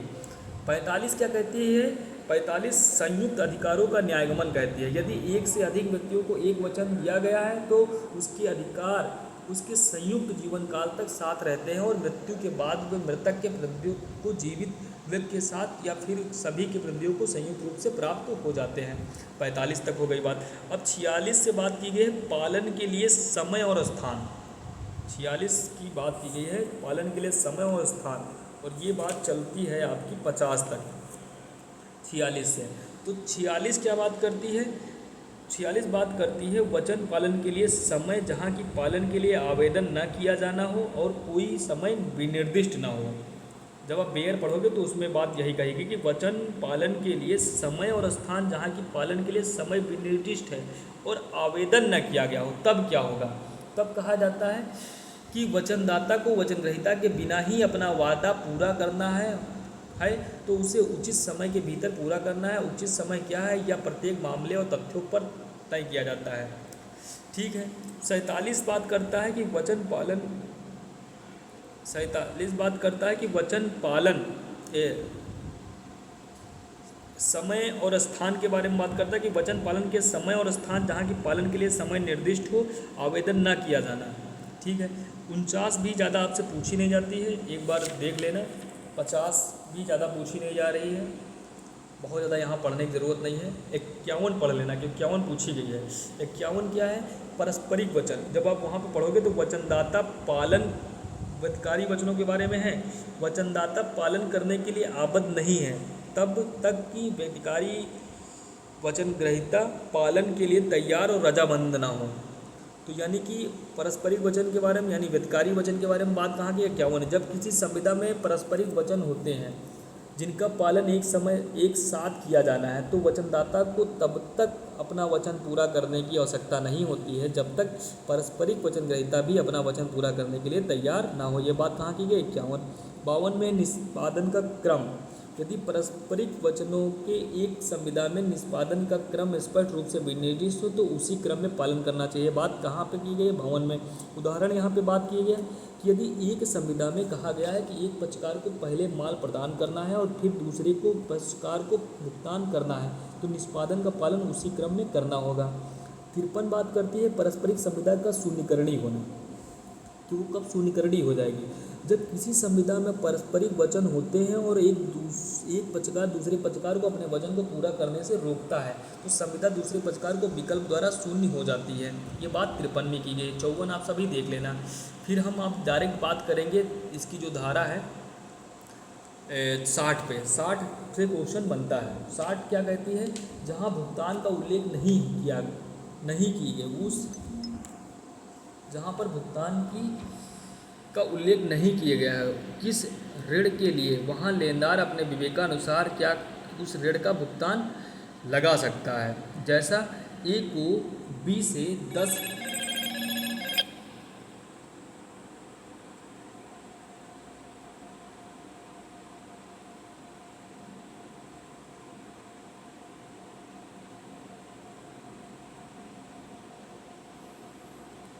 धारा 60 बात करती है जहाँ भुगतान का उल्लेख नहीं किया गया है उस ऋण का भुगतान। तो इसमें क्या है कि जैसे ए को बी से 10,000 रुपये एवं सी से 5,000 रुपये लेना है तो ए ने बी को 5,000 रुपये का भुगतान किया है। यदि ए ने स्पष्ट नहीं किया है या भुगतान बी या सी को है तो बी अपने विवेक से इस भुगतान को अपने ऋण के रूप में लागू करा सकता है। यहाँ से भी क्वेश्चन बनता है। 62 से 61 से भी क्वेश्चन बनता है कि जहाँ की दोनों पक्षकारों में से कोई भी जहाँ की दोनों पक्षकारों में से कोई भी विनियोग नहीं करता है वहाँ संदाय का उपयोजन। उदाहरण से समझे। मान लीजिए ए ने बी को 1 जून को 1,000 का ऋण दिया है और 1 जुलाई को 2,000 का ऋण दिया है।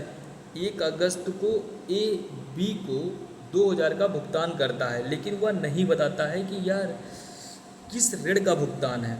धारा 61 के अनुसार यह भुगतान सबसे पहले 1 जून के ऋण को और फिर शेष राशि 1 जुलाई के ऋण को चुकाने के लिए उपयोग किया जाएगा। धारा 62 कहता है संविदा का नवीनीकरण। मोस्ट इम्पॉर्टेंट धारा है या निरसन और परिवर्तन। यदि संविदा के पक्षकार एक नई संविदा से या पुरानी संविदा को रद्द या संशोधित करने पर सहमत होते हैं तो मूल संविदा का निष्पादन आवश्यक नहीं है। फिर धारा 63 है छूट या माफ़ी। वचन देने वाला व्यक्ति अपने वचन के पालन से छूट दे सकता है या माफ़ कर सकता है, पूरी तरह से या आंशिक रूप से हो सकता है। उदाहरण खा का ए 5,000 रुपया देनदार है और खा को जो सी है 1,000 रुपया देता है और बी उन्हें ए पर अपने दावे की पुष्टि में प्रतिग्रहित कर देता है। यहाँ संदाय संपूर्ण दावे का उन्मोचन हो जाएगा। धारा 64 भी इम्पोर्टेंट। धारा 64 है, जब कोई शून्यकरणी संविदा निरस्त हो जाती है तो संविदा के दूसरे पक्षकार को उसमें शामिल किसी भी वचन को पूरा करने की आवश्यकता नहीं होती है, जिसके लिए वो वचनदाता है। साथ ही शून्यकरणी संविदा को निरस्त करने वाला व्यक्ति यदि उसने संविदा के किसी अन्य पक्ष से लाभ प्राप्त होता है तो उसे लौटा देता है। धारा 65 कहती है, यदि कोई संविदा शून्य हो जाती है या बाद में शून्य घोषित हो जाती है तो जो पक्षकार इस संविदा के तहत कोई लाभ प्राप्त करता है उसे उस लाभ को दूसरे पक्षकार को लौटाना होगा।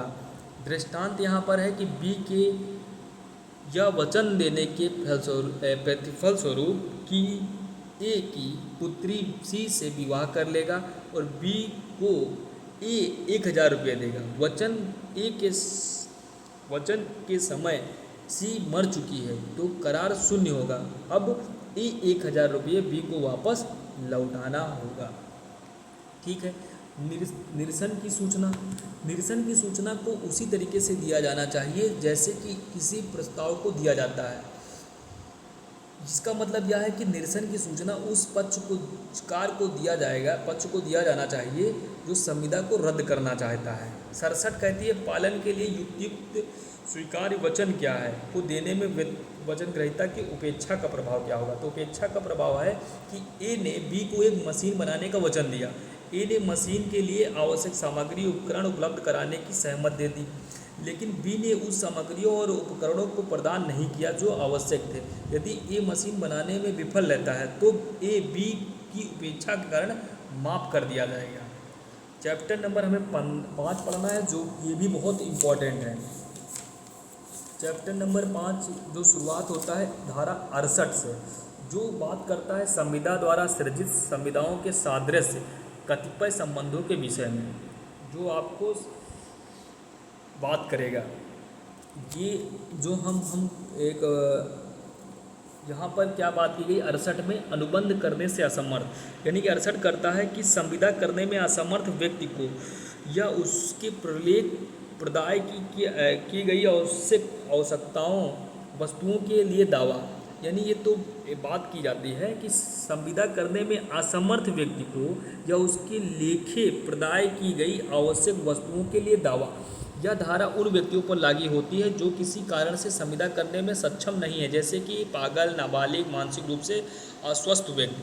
इसमें एग्जाम्पल, यदि कोई व्यक्ति पागल व्यक्ति के लिए भोजन कपड़े प्रदान करता है तो पागल व्यक्ति की संपत्ति से अपने खर्चों को भरपाई कर सकता है। 59 बात करती है, ये भी बहुत इंपॉर्टेंट धारा है।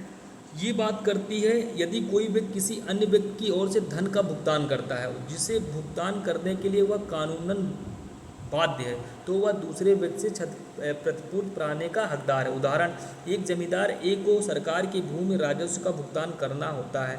यदि ए भुगतान करने में विफल रहता है तो सरकार भूमि की नीलामी कर देता है। भूमि पर पट्टेदार बी भूमि के नुकसान से बचने के लिए ए की ओर से सरकार को राजस्व भुगतान करता है।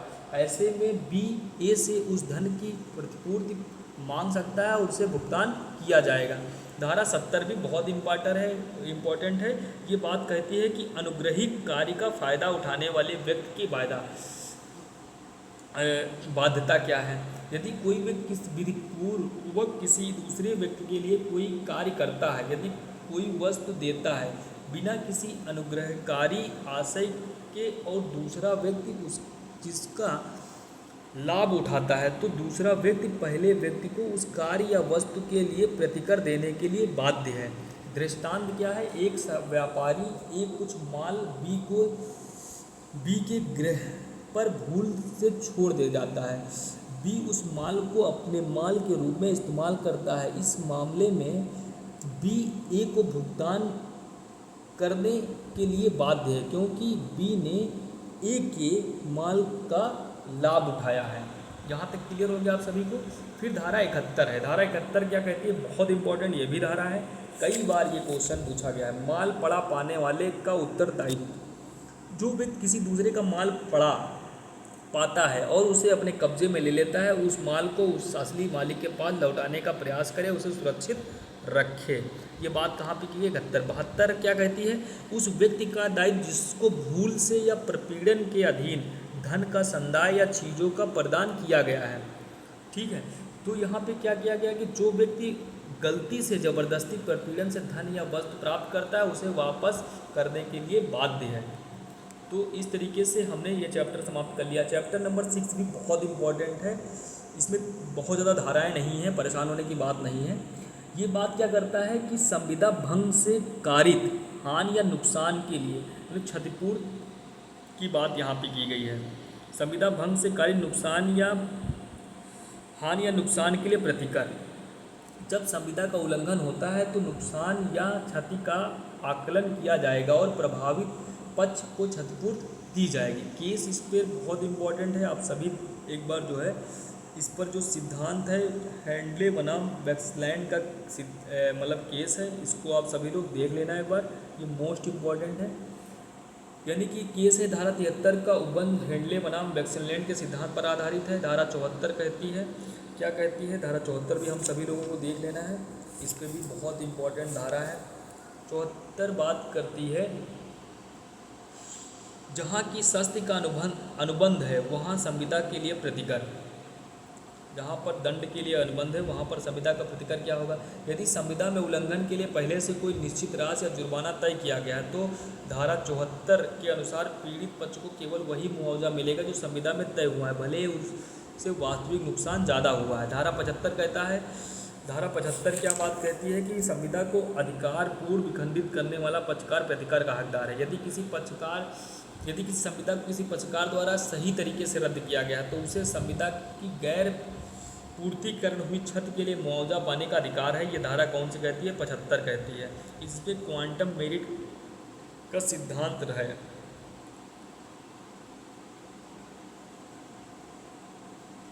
तो हमारा पार्ट 1 हमारा जो है वो हमारा यहाँ पर समाप्त होता है कॉन्ट्रैक्ट एक्ट का। पार्ट 2 है विशिष्ट संविदाएँ। विशिष्ट संविदाओं में हमको ज़्यादा बोर्ड नहीं पढ़ना है, धारा 134 से 238 तक बात की गई है।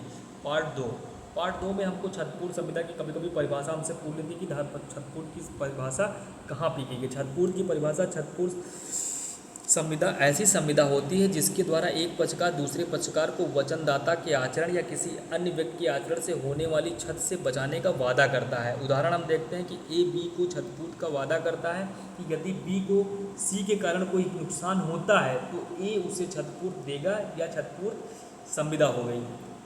ठीक है, इस पे केस है शेफील्ड कॉरपोरेशन बनाम वर्कले का केस है के मामले में कहा गया है कि छतपूर्व की संविदा अभिव्यक्त या विवक्षित हो सकती है। ठीक है, फिर ये छतपूर्व की परिभाषा हो गई। 125 में कह दिया है कि क्षतिपूर्ति के अधिकार जबकि उस पर वाद लाया जा सकता है। यदि छतपूर्व धारक को किसी वाद में छतपूर्व के लिए बाध्य किया जाता है तो वह छतपूर्वकर्ता से छतपूर्व वाद लड़ने में खर्च और वाद के समझौते के लिए भुगतान की गई राशि को वसूल सकता है। ये बात कही गई यूनाइटेड कमर्शियल बैंक बनाम बैंक ऑफ इंडिया 1981 में। बैंक प्रतिभूतियाँ एवं क्रेडिट पत्र तथा बैंक द्वारा प्रदत्त छतपूर्व इस धारा के अंतर्गत आती हैं। प्रत्याभूत की संविदा के बारे में क्वेश्चन पूछा था, कहाँ पर है? तो 126 में। प्रत्याभूत की संविदाएँ 3 पक्षकार से होती है, एक प्रतिभू, दूसरा मूल ऋणी, तीसरा लेनदार। 3 संविदाएँ होती हैं, एक प्रतिभू एवं मूल ऋणी के बीच होती है, एक होती है प्रतिभू और लेनदार के मध्य, एक होता है मूल ऋणी और ऋणदाता के मध्य। तो प्रत्याभूत की संविदा क्या है? यह एक ऐसा समझौता है जिसमें एक व्यक्ति किसी दूसरे व्यक्ति द्वारा किए गए वचन को पूरा करने का दायित्व का पालन करने का वचन करता है यदि वह उससे विफल हो जाता है। प्रतिभूत क्या है? प्रत्याभूति है, प्रत्याभूत देने वाला व्यक्ति को प्रतिभू कहा जाता है और जो व्यक्ति चूक करता है उसे मुख्य ऋणी कहा जाता है। लेनदार कौन होता है? जिस व्यक्ति को प्रतिभू द्वारा गारंटी दी जाती है उसे लेनदार कहा जाता है। गौड़ दायित्व क्या है?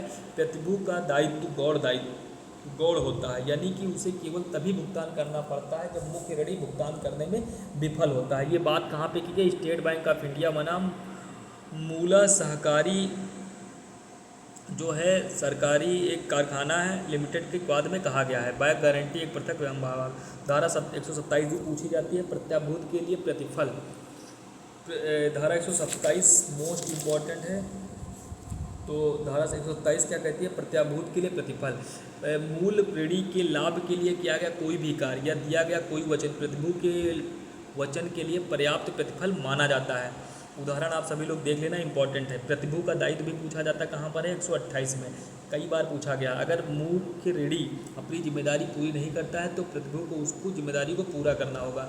एग्जाम्पल आप सभी को समझ में आ ही गया है, इसको एक बार देख लेना। 129 भी इम्पॉर्टेंट है। चलत प्रतिभूत की बात कहाँ की गई है? एक गारंटी जो कई लेन देनों तक फैली हुई है उसे निरंतर गारंटी कहा जाता है। जैसे इस केस है यूनियन बैंक ऑफ इंडिया बनाम अनुकूलम बनाम टीपे स्टीफन के मामले में। चलत प्रतिभूत के मामले में समय सीमा की उस तिथि से होगी जिस तिथि को संविदा भंग हुई। 130 क्या कहती है? कहती है चलत प्रत्याभूत का प्रतिसंग्रहण कब होता है? यदि कोई प्रतिभू किसी भी समय प्रत्याभूत गारंटी को रद्द करना चाहता तो उसे ऋणदाता को उसके बारे में सूचित करना होगा। यह नोटिस देने के बाद प्रतिभू किसी भी वाद के लेन देन के ऋणदाता के लिए उत्तरदायी नहीं होती है। 131 क्या कहती है? चलत प्रतिभूति का प्रतिभू की मृत्यु का प्रतिसंग्रहण। यदि कोई विपरीत संविदा नहीं है तो प्रतिभू की मृत्यु भविष्य के लेन देन के लिए गारंटी को रद्द कर देता है। लेन देन मतलब लेनदार को प्रतिभू की मृत्यु की सूचना देना जरूरी नहीं है। उदाहरण आप सब लोग पढ़ लेना। फिर 132 है संयुक्त एवं पृथक दायित्व, सिर्फ केवल हेडिंग देख लेना आप एक बार। 133 क्या कहती है कि संविदा की शर्तों में फेरफार द्वारा प्रतिभू के दायित्व का उन्मोचन, अगर उसमें बदलाव कर दोगे तो उसका उन्मोचन हो जाएगा। ये बात कहाँ पे की गई? 133 में। 134 कहता है मूल ऋणी के उन्मोचन से प्रतिभू का उन्मोचन, अगर मूल ऋणी उन्मोचित हो जाता तो प्रतिभू भी उन्मोचित हो जाता है। ये बात कहाँ है? 134 में। 135 कहती है कि यदि लेनदार और मुख्य लेनदार के बीच कोई ऐसा समझौता है जिसके द्वारा लेनदार क्या करता है? मुख्य लेनदार के साथ समझौता करता है, उसे समय देता है तो उस पर वाद न करने का करार करता है तो प्रतिभू को अपने दायित्व से मुक्ति मिल जाती है। ये बात कहाँ पे की गई? 135 में। 136 क्या कहती है? जब लेनदार द्वारा समय की देने की संविदा मूल ऋणी से न करके पर व्यक्ति से किया जाता है तो प्रतिभू उन्मोचित नहीं होगा। अगर किसी दूसरे व्यक्ति से किया जाता है तो उन्मोचित नहीं होगा। ये बात कहाँ गई? 136 में। 137 कहती है ऋणदाता द्वारा मूल ऋणी पर वाद दायर करना। 137 बात करती है। फिर हम बात करेंगे 138। 138 इंपॉर्टेंट है, इसको थोड़ा इंपॉर्टेंट लगा लेना। सह प्रतिभू की बात करता है। जब कोई लोग किसी ऋण या दायित्व की गारंटी देते हैं तो वह सह प्रतिभू कहलाते हैं। यदि ऋणदाता इनमें से एक प्रतिभू को छूट देता है तो उसका मतलब यह नहीं है कि बाकी प्रतिभुओं को भी छूट मिल जाएगी। ये बात कहाँ पे की गई है? 138। 138 के बाद आपको चले आना है, देखना है जो धारा है आपकी 145। 145 क्या कहती है कि प्रत्येक प्रतिभूत संविदा में मुख्य ऋणी द्वारा प्रतिभू को क्षतिपूर्ति एक निश्चित वचन तक होता है। यानी इसका मतलब है कि मुख्य ऋणी को प्रतिभू को वह राशि वापस करनी होगी जो प्रतिभूत के लिए चुकाई गई थी, परंतु उन राशि का हकदार नहीं होगा जो उसने आधिकारिक रूप से दी गई थी। तो इस तरीके से ये चैप्टर यहीं तक आपको पढ़ना था। चैप्टर नंबर 9 में भी ज़्यादा नहीं पढ़ना है, उपनिधान के बारे में पढ़ लेना है कि 148 क्या कहती है? उपनिधान, उपनिधाता और उपनीति की परिभाषा देती है। ये परिभाषा कभी कभी पूछ लेता है किस में दी गई है, तो 148 में दी गई है। तो उपनिधान क्या होता है? एक व्यक्ति द्वारा दूसरे व्यक्ति किसी प्रयोजन के लिए इस संविदा पर माल सौंपना कि वह प्रयोजन पूरा हो जाए तब वह लौटा दिया जाएगा, उसे परिधान करने वाले व्यक्ति को निर्देशानुसार निपटा दिया। जैसे हम पटरा बल्ली लेने जाते हैं, जब अपना घर वर बनवाते हैं तो फिर वो क्या होता है, और अपना काम पूरा होने के बाद उसको लौटा देते हैं, तो क्या होता है? उपनिधान होता है। उपनिधाता कौन होता है? वह व्यक्ति जो माल का प्रदान करता है, यानी जिसके यहाँ से हम लेके आते हैं। उपनीति कौन होता है? व्यक्ति जो जिसका माल का प्रदान किया जाता है, जिसको माल दिया जाता है। तो यहाँ पर 3 चीज़ें देखी हमने, उपनिधान, उपनिधाता और उपनीति। 149 कहता है उपनीति को माल का प्रदान किस तरह किया जाएगा। तो उपनीति को जो माल दिया जाएगा तो किस तरीके से दिया जाएगा? कहती है कि माल का भौतिक कब्जा न दिया जाकर ऐसा कोई कार्य किया जाता है जिसमें माल का कब्जा उपनीति को हुआ मान लिया जाता है। जैसे माल की बिल्टी देना, गोदाम की चाबी देना। 150 क्या कहता है? उपनिधाता का यह कर्तव्य है कि वह उपनिहित माल में ना तो दोषों का खुलासा करे जो उपनिहित के नुकसान पहुंचा सके, यदि वह ऐसा नहीं करता तो उपनिधाता उस हानि के लिए उत्तरदायी होगा। ये बात कहाँ पे की गई? 50 में। दृष्टांत देखते हैं। ए बी को एक घोड़ा उधार पर देता है। ये जानता है कि घोड़ा दुष्ट है, लेकिन वह बी को यह नहीं बताता है। बी को चोट पहुंचाता है। ऐसी स्थिति में ए बी को हुई चोट के लिए उत्तरदायी होगा। 150 कहता है। 151 क्या है? उपनिहित द्वारा बरती जाने वाली सावधानी।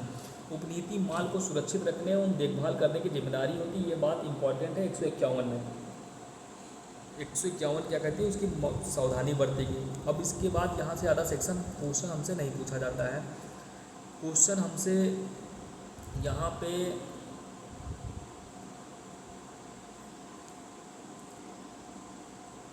161 से पूछ लिया जाता है। 161 कहता है जब माल समयक रूप से वापस ना करे तब उपनिहित का दायित्व क्या है? अगर उपनिहित के द्वारा माल वापस नहीं दिया जाता है तो उसमें कोई नुकसान हो जाता है तो नुकसानी की भरपाई उपनिहित को करनी होगी। फिर हम लोग आगे जो इम्पोर्टेंट सेक्शन है उसी को देखेंगे। 170 हमको देखना है। उपनिहित का विशिष्ट विशेषाधिकार। यदि उपनिहित ने उपनिहित माल पर श्रम या कौशल लगाकर कोई सेवा दी है तो उस माल को तब तक अपने पास रखने का अधिकार है जब तक कि उसे सेवा को उचित पारिश्रमिक नहीं मिल पाता है। ठीक है। फिर हम लोग 172 पढ़ते हैं। गिरवी, पण्यमकार और पण्यमदान। 148 जिस तरीके से हमने उपनिधाता उपनिधान के बारे में पढ़ा है वो भी हमारे लिए इम्पोर्टेंट है। 124 जो है वो भी हमको इम्पोर्टेंट है, जो छतपुट की बताता है परिभाषा। तो 172 इम्पोर्टेंट है। गिरवी, पण्यमकार और पण्यमदार। गिरवी का मतलब है किसी ऋण के भुगतान, संदाय या किसी वचन को पूरा करने के लिए संपत्ति या माल को किसी व्यक्ति के पास सुरक्षा के रूप में जमा किया जाता है। पण्यमकार का मतलब क्या है? वह व्यक्ति जो माल जमा करता है। गिरवी का माल क्या है? जो माल को जमा करता है। गिरवीदार कौन है? पण्यमदार कौन है? वह व्यक्ति जिसके पास माल जमा किया जाता है। ठीक है। केस है सेठ रामदयाल जाट बनाम लक्ष्मी प्रसाद। जो गिरवी शुदा आभूषणों को लौटाने की मांग के नोटिस की प्राप्ति के 3 वर्ष के भीतर लाया गया वाद अवधि सीमा के भीतर है। यानी कि परसीमा संविदा में आपने पढ़ा ही था। आज संविदा वो परसीमा अधिनियम में 3 वर्ष होता है तो 3 वर्ष। तो 173 है। पण्यमदार का प्रतिधारण करने का अधिकार। ये पूछा नहीं जाता है। गिरवीदार का भी नहीं पूछा जाता है। यहाँ से बहुत कम क्वेश्चन बनता है। ये पूछा जाता है क्वेश्चन कि 178 पूछे वाणिज्यिक अभिकर्ता का द्वारा गिरवी। जहाँ कोई वाणिज्यिक अभिकर्ता स्वामी की अनुमति से माल या माल के हक की दस्तावेजों पर कब्जा रखता है एवं यदि वह गिरवी रखता है तो वह विधिमान्य होगी। मानव संपत्ति के स्वामी वह रखी गई है।